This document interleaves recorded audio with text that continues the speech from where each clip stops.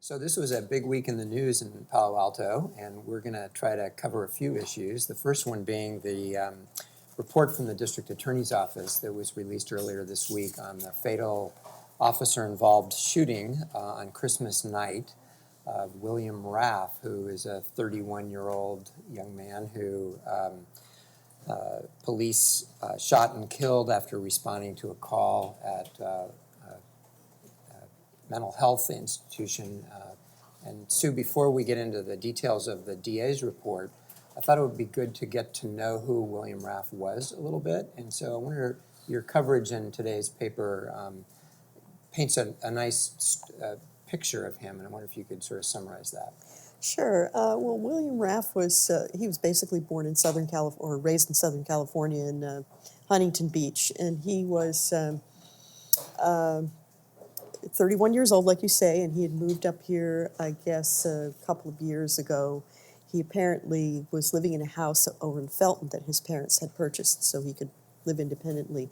He developed schizoaffective disorder in his 20s and was considered a pretty gentle guy, but schizoaffective disorder, for people who don't know, basically creates ups and downs, mood swings. It's like a combination of bipolar disorder and schizophrenia. So a person will not only have the mood swings, but also oftentimes hallucinations. So unfortunately, he was not consistent in taking medication. I'm not sure exactly from what his father has said how really well the medication worked, but he would go in and out of episodes of delusions and psychotic episodes. And he actually made there's at least 2 known and reported attempts on his life previous to the incident that occurred, which has been determined to be a suicide.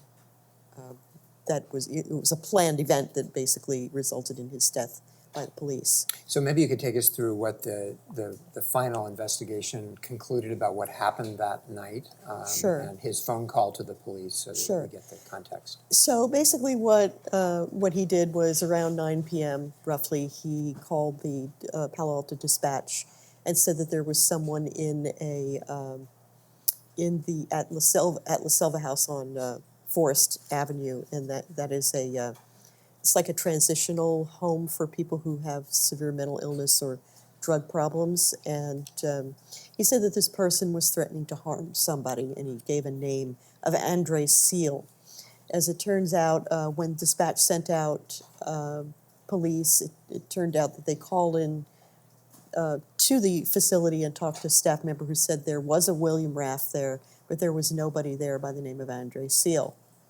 While they were on the phone, the staff member was on the phone and was not able to keep an eye on Mr. Raff, who had been displaying some, bad behaviors or behaviors in which he had spent a couple of hours that day just thumping his chest. And there's something apparently that people can do where they can actually put themselves into such a state that they will go into a seizure, and he'd done that just about 3 days before. So he had only arrived at La Selva, I think it was on December 21st, and was already exhibiting some behaviors that had his own father, really questioning whether he should be there. He had come out of a locked facility. He'd had an episode just a month or 2 before in which he had tried to stab himself numerous times in the neck.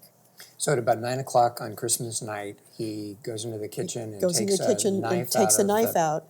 And basically, just as the police are arriving, and nobody could really stop him, he said, "I'm out of here," to one of the staff members. And this was apparently kind of a knife that you would have at the dinner table. It was with a rounded tip. And he took the knife out and Let me just stop you there for a second, because Sure. a lot of people have been describing this as a butter knife. Right. At least as I see the photograph and the measurements of it, I would describe it as the kind of knife that you'd get in a cafeteria if you were going to get dinner. Right. This- Usually. This isn't a butter knife. I think Well, so. usually- Table knife, I think, is what they're called. Yeah, when you table take a knife. set of When you silverware. It's what you'd have at your home for dinner. Right. A butter knife that you're probably thinking of is that little one that's kind of That's curved right. up. Right. So let's try to yeah, keep but butter knife but out butter of the knife is not. conversation. Yeah, I mean it was described as a butter knife, but it is not technically a butter knife. Okay. But one with a rounded tip as opposed to a steak knife, Right. which would be So he pointed. goes outside holding this knife, Yes. followed by a staff member who's telling him, stop, come back. so think on. about, Meanwhile, the police are arriving. Yes, the police have arrived at the time that he's gone out the door. And he went out the side, basically, and then went around to the front of the building, came from the east side of the building, and police were, at this point, were on the porch, basically, I believe, or in the front yard, approaching the door. And they had their flashlights out, and they saw him there. He came out with this knife, or this metal object that they saw, and immediately you could hear on the video that was released, one of the officers saying, whoa, whoa, whoa, whoa, whoa, he's got a knife. And he runs out into the street, and the officers back up. They run back to about approximately where their vehicles were parked. And he's sort of going back and forth in the street, sort of dancing around like a boxer would. And they're repeatedly asking him to drop the knife, drop the knife, drop the knife. And unfortunately, and then there was apparently a staff member who came out as well, and you can kind of hear them in the background, saying, I'm staff, and it's only a butter knife, it's just a butter knife. But it all happened within about 19 seconds from the time he confronted the police. We should interject here that the district attorney's office, in issuing its report this week, also released on YouTube the 19 seconds of video that documented from the police cameras in the police cars this whole thing, along with audio. And, Right. That's available through a link on this interview. But Right. I think it's fair to say that this all happened very quickly. Very quickly. As soon as the police officers realized the erratic behavior and recognized that what certainly looked like a knife was in this guy's hands, they began to retreat. Yes. And then And they also called for backup. They called for backup, and they called for backup, even though they had their weapons drawn. They too had their guns drawn, and another one had a taser. But they also asked for a piece of equipment called a Sage, which apparently is a weapon that is able to shoot large rubber projectiles, which, if you have to knock someone down, right. you won't So kill obviously them. that didn't happen in time. It didn't happen in time. And, It was just a matter of seconds. And so Raph then started to run towards the officers, and Yeah. they repeatedly told him to stop, and eventually he got close enough that they fired their weapons. Well, it wasn't even so much eventual as it was Well, that he was obviously this all happened very quickly. dancing, and then all of a sudden sort of let out spraying like a towards- Rambo type of yell, and went running towards the police with the knife raised Right. and was So shot. the district attorney's conclusion was that the intent of Raph was to be shot Yes. and killed. Yes. That this was That he had lured the police there, right. and with a false story about somebody else creating a problem Right. that could cause an injury. And the conclusion was therefore that there was no evidence that a crime was committed by the responding officers. That's and correct. no cause to prosecute for any reason. Right, yes. So what happens at this point now? The city is continuing its own internal investigation into the behavior of the officers with respect to whether they followed Procedure and policy, and then that will also, I understand, it will go to there's a police auditor. Yeah, I think Michael Giannaco, independent police auditor, is going to look at it. And I think actually his scope is going to be much broader than the DA's. Right. I think the DA report makes it pretty clear that we're just looking at this incident, but we're not like analyzing the department's policies and things like that. And I think Giannaco will actually take a look at the administrative structure, kind of like how it was investigated. And the one thing that kind of struck me is the fact that in this case, the police department investigated kind of its own officers involved in the shooting, which I know in San Francisco it's become a subject of great controversy. Right. It was determined there were like 95 police involved shootings. I think about 40 of them were fatal, and there were 0 charges filed out of all of them. So there's some controversy, like elsewhere, where this is more common about whether the department should be investigating its own. And I'd be very curious once Michael Giannakou's report comes out to see what he says about that. So did the report say anything or speculate about whether the officers had an opportunity to do anything different? Would they have had the ability to retreat behind their cars or just simply run away from this guy? No, apparently that's what the report says, that one of the officers, the one that had shot the taser, said that they really didn't have any time to do anything, that it happened so quickly they really didn't have an opportunity, and also because Mr. Raff had made the statement that there was another person, they really weren't sure what they were dealing with. And that's an important point, yeah. that I think it's easy to overlook in hindsight when we've actually got a video of what happened. When the police arrived at the scene there, their understanding was that some resident with a name that didn't live there, that Right. couldn't be confirmed, was making threats and acting erratically, and they just walked into a situation that was very quickly evolving upon arriving. And I think they were also concerned about danger to other people because there were people Yes. in the Porsche, and they got the call that there might be somebody there who might put other people in danger. I think it was interesting. There was an interview with one of the officers who were involved, not the ones who fired the shots, but it was Officer Tennis. I think was he the one with the taser? He was the one with the taser. And he basically said in the interview that he was concerned. The call came in of someone threatening another resident home, and as a result, he felt that the officers could not retreat any further. I mean, they wanted to kind of stay close to it in case And confined. in case he could pose a danger. Yeah. Right. Okay, anything else about this very sad evening? And Well, I think there are a lot of questions that still remain unanswered, and it goes beyond the police. It really is. Here was this guy who was in a locked facility and was released, and was clearly, from the time he was released until the time of his death, exhibiting, symptoms of something that really questioned whether he should have been out of the facility. In fact, his father had even said, he called the CEO of La Selva or said he called up staff and said he wanted to talk to the CEO because he was very concerned that his son really didn't belong there. It was not an appropriate place for him to be in a transitional facility.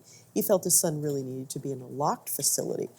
So there's a lot of questions about why he was released so soon, and what happened. Where are the breaks? And there's a lot. A lot has to do with law as well. We have state laws that really do protect people at this point, so that their parents can't even, have any kind of say-so in their care, or even really know what's going on. And so that perhaps it contributes. It raises some questions whether or not it contributes to tragedies of this kind. well, you raise a really good point here, and I wonder how it is going to be pursued, and that is the role of La Selva and how they handled this situation. Right. Do you have any information as to whether there are any either public agency investigations that are looking into this from that perspective, and what Yeah. steps La Selva is taking to conduct an independent or just their own assessment? I've heard nothing about it at all so far. That's probably But that's something something I we should will follow be up on. investigating. Yeah. I should also point out just one last thing. I think this incident, Nola's tragedy does kind of point to the value of having cameras on all the vehicles, and because even just having one camera didn't really give me the picture of what happened. I think it was like the fifth camera that came on at the end, which really showed how close William Raff was to the officer, pretty much right on him, Right. which you can't see from some of the others. In some ways, when you read the interviews in the DA's report, there's a little bit of a Rashomon thing going on with some of the staff members basically saying he was far enough from the officers where he probably didn't have to shoot, and we were screaming that it's just a butter knife, don't shoot. But I think when you look at the video, it does kind of support a lot of what officers are saying. So I'm hoping this will kind of lead to the department being a little more willing to share videos, given that there is value in them pretty much backing up what the officers were saying.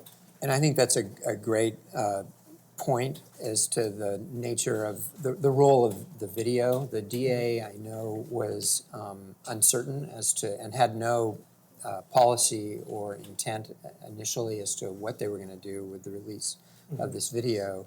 As recently as, I think, 3-4 weeks ago, I was told that they hadn't decided yet whether they were going to release the video, but that they were probably going to.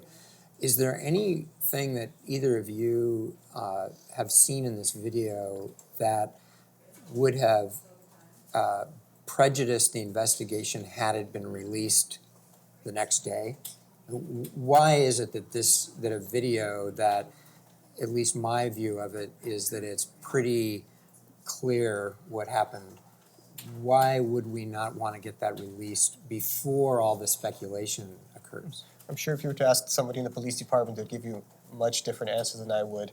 And I think their policy is just basically very conservative on this. I don't think there's any kind of shooting that's taped that they would release the next day, no matter how benign it might seem towards the officers involved. Although that happens across the country in Well, other... different laws, as you know. It's like here the law allows them to not release it, and the easiest thing is not to release it. I mean, I'm glad in this case the DA went beyond and did release it, but I feel like that's kind of the default mode is not to release it. So Yeah. I was going to add on something else. Is that 2 years ago when I was working on a story about just the situation with adults who can refuse help or not take medication, and the constraints that are put on families not to be able to do anything under the law. There was a woman who told me about how her sister is severely mentally ill. This is a woman who actually works for the National Alliance for the Mentally Ill. And what she told me is that her sister, previous to 9/11, previous to the terrorist attacks, the police would often just take her sister to the hospital. Now her sister was being arrested. So there's been a real shift in terms of fear of people who act erratically or might be dangerous. And whether or not that's translating into or contributing to more shootings, one can't say. But this was a point that she raised. Another question that I have is that how expensive is it to get these so-called SAGE weapons rather than a lethal weapon, something that might fire rubber bullets and knock someone down but not kill them? Is it something that should become part of police arsenal that could be used? I think that's another question. Wear a third gun on their belts. Something else to get confused Yeah, with. I think, yeah. All right, well, anyway. thank you for your reporting on this. Sure. Good job. I want to shift gears now to what is a rather unusual race for the assembly here locally that is resulting in a ton of money getting poured into this district. This is for the open Rich Gordon Assembly seat in the 24th Assembly District. Janana, you've been covering this. What's all the commotion about? well, we have a competitive race for a change in the primary for the state assembly, and you've seen, as you just mentioned, hundreds of thousands of dollars pouring in, not just to the regular campaigns of the candidates. I guess it would be the 3 or 4 candidates who are actually raising kind of decent money, but from independent groups that have no coordination. These are political action committees. Political action basically. committees. And Do you need some help with all those? no, this is a little visual aid, and if you just flip through it, one face, whoops, thank you, stands out. You can see that Mark Berman has been the chief beneficiary of it. I'm pretty sure pretty much everybody who lives in the district has seen this face show up in your mailbox Day repeatedly. after day after day. Yeah, and so there's a happy pile. Some of them are from Mark Berman's campaign, who is kind of the front runner if you look at money raised and independent contributions. Others like this one is paid by the Real Estate Political Action Committee. There's one, the first hit piece of the campaign, which is not tied directly to Mark Berman, but it was paid for by Californians Allied for Patient Protection, which is medical malpractice advocacy group. And then the biggest one of all is EdVoice, which is an education policy, and they're also supporting Mark Berman. So this is kind of new, as you said. We haven't seen this kind of surge in cash and so many ads, and it's gotten to the point where you have people complaining that they're getting too many Mark Berman flyers. I know in a next door discussion, he actually went out and posted a message apologizing for all the flyers and explaining that he's not in control of all the ones that are being sent on his behalf that are not part of his campaign. So there's a bunch of things that make this unusual and interesting, I think. One is that this is a Democratic district. We're going to elect, no one has any question that we're going to elect a Democrat to go to Sacramento. The distinction among the 7, actually there's 6 Democrats, 1 Libertarian and 1 Republican in this race, but the distinction among the Democrats in this race is not great. And on the issues, there are not major divides, they're minor divides. They have, the major candidates have completed questionnaires for all these interest groups. There are dozens of these groups. They range from labor unions to the realtors to environmental groups. The candidates many months ago have had to fill out all these questionnaires. We have copies of some of those questionnaires, including the union ones, and have looked through them carefully. And it's not as if these candidates are clearly distinguishing themselves in their answers to those questions, and yet a lot of money is being spent by these independent groups. More than $500,000 by EdVoice, it's which is incredible. an advocacy organization that, among other things, is trying to promote charter schools. Well, when you look at Berman's questionnaire or Vinker's questionnaire to relating to education, there's nothing, I mean, there are minor differences. I agree, and you can look at it on the other side too. The California Teachers Association endorsed Vinker. But when you look at their answers to the CTA's questionnaire, actually, there's one question I could think of. Would you support like increasing money for per pupil spending to make California in the top 10? And Berman said yes, and Vinker basically said, well, I don't know what the number for the top 10 is. We need to start going that direction, that kind of thing. So you would think Berman would be kind of give the answer they would want to see more because more spending, but it's hard to tell from their responses why they earned the endorsements. There must be other factors involved. Yeah, and of course the organizations themselves won't say.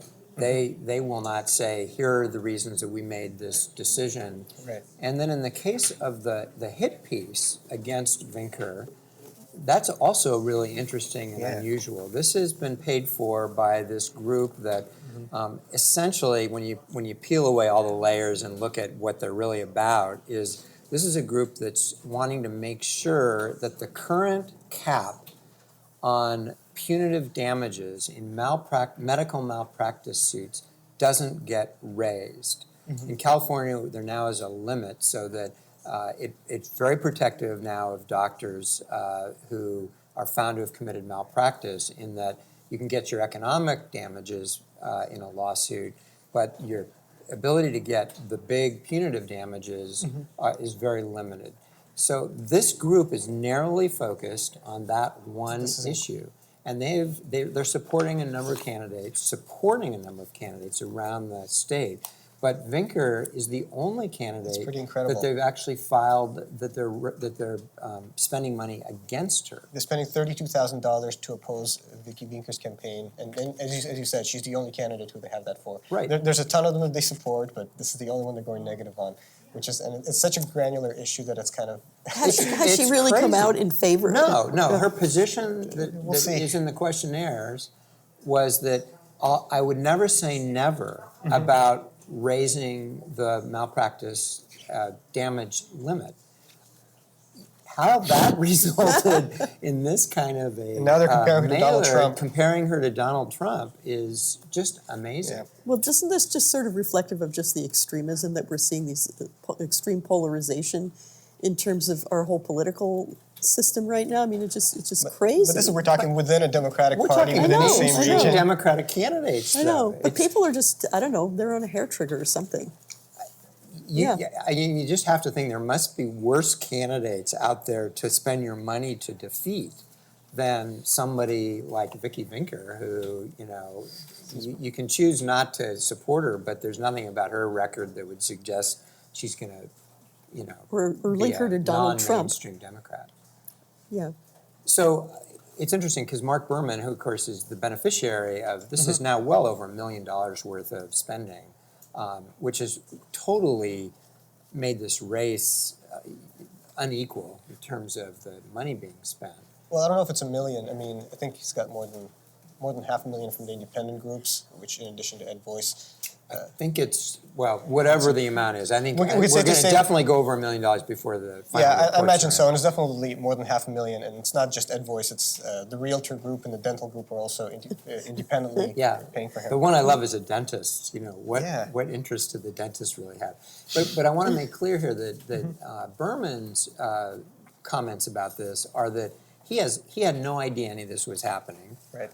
He basically disavows any knowledge, relationship, coordination, which of course by law isn't allowed, so. He's also very clear that he's against negative campaigning, that he's very focused on positive message, and Right, that's so why he's as supports. surprised as anybody else that all these mailings are coming into his district to support him.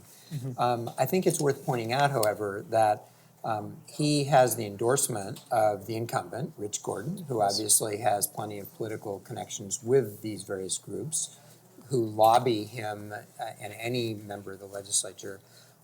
And he also has the endorsement of Gavin Newsom. Whose face appears on like half these flyers. Exactly. So somebody's polling, Berman's polling apparently shows that Gavin Newsom is a plus in our district, and probably has something to do with the fact that these organizations are spending their money to support Berman. I imagine so, and at the end of the day, this is an assembly race, and I think an average voter, they probably know who the assembly member is, but if you were to quiz them, what are some of the bills that Jerry Hill passed or Rich Gordon passed? Sorry, Jerry Hill's in the Senate.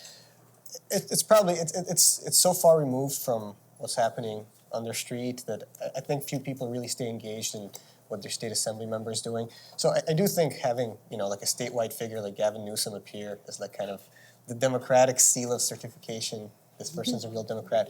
I think it probably does go a long way in tilting somebody who hasn't really been paying attention to the race towards what would be perceived as a safer choice. Yeah. So just to wrap up this portion, I think it's important to mention that the way the primary system works in California now, the two top vote getters are going to advance to the general election in November. In this race, that will clearly be one Democrat, and it could be two Democrats.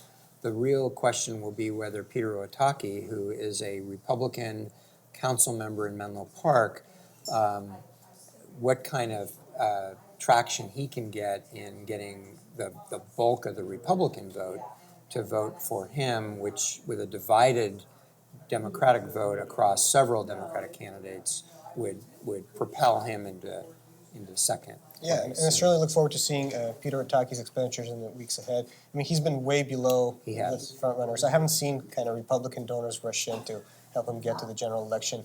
Maybe because they see the writing on the wall for November, but yeah, I think the Republican Party is not going to get into a race like this just because they know that the ultimate victor is going to be a Democrat unless something very strange were to happen. Very likely. Vote early, get to the polls, and we're in for an interesting election night, I think, on this race. Should be a lot of fun on June 7th. So before we sign off, we've got a change in plans in Palo Alto for the infamous bike bridge over Highway 101. It's gone from iconic to infamous. That's the first time I hear infamous connection to. So can you just take us out here with a little summary of how we got to where we are now? Sure, well, don't do that; it would take too long. But where are we now? I'll do the rapid fire version. Okay. There was the fancy bridge that the council wanted. It was proved to be too expensive, and which we had a contest. There was a design competition. 3 design firms. Yeah, it was like 40, 30, 20. It was narrowed down to 3. It was like a jury, A or B. It was like a huge review. Then the winner was selected, and then after further review, it seemed like the winner, the price tag he was quoting probably wouldn't materialize. So there were concerns. And the price tag went up too after that had been designed. It did, and city staff talked to other engineers who said it's probably going to double some more. So there was real uncertainty even about the price tag that was quoted. So at the end of the day, last December they basically severed contact with that design, and now they're doing the more traditional kind of going out to bid. They got 3 responses back, and earlier this week they signed a $1.5 million contract for design work for a more standard bridge. So they reduced their ambitions, they curbed their enthusiasm. And the current estimate is we'll have that bridge in 2020, I believe. 2020, yeah, so, early 2020. The kids that would like to use that bridge now in 2016 will probably be in college or beyond by the time this bridge gets built. Quite likely. Anyway, just another week in city of Palo Alto. Hey, at least it's happening. Lake Wobegon. So that's our show for today. Stay tuned for all the breaking news on Palo Alto Online during the week, and we'll see you next week.